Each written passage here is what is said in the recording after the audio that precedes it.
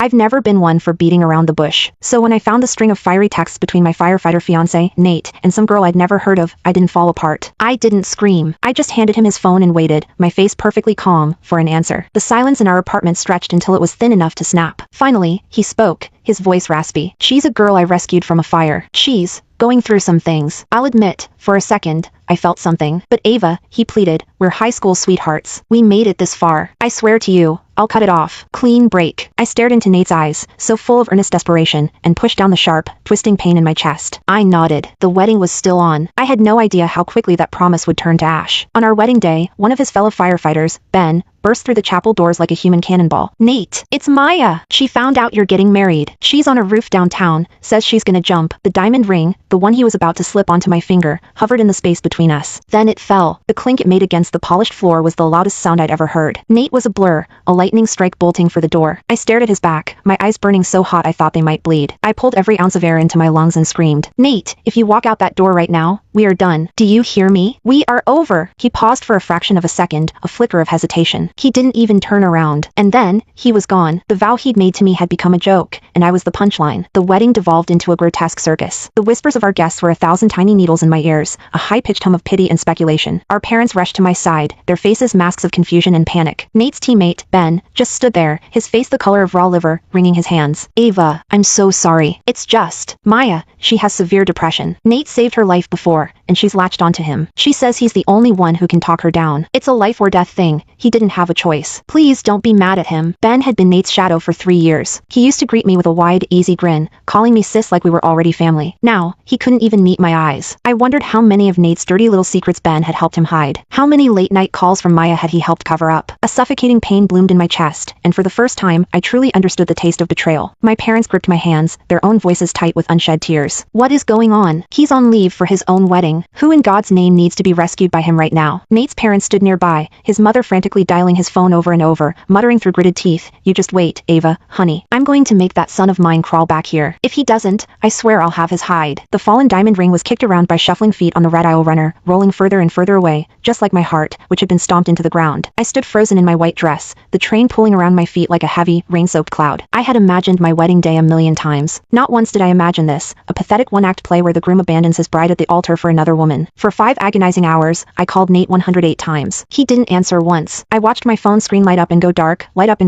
until the battery finally died, leaving me with a silent, black rectangle. The late afternoon sun streamed through the stained glass windows of the church, casting a mottled patch of light on my empty ring finger. The light should have been warm, but it felt colder than ice. The guests trickled away, leaving behind a battlefield of wilting flowers and half-eaten cake. Suddenly, the world began to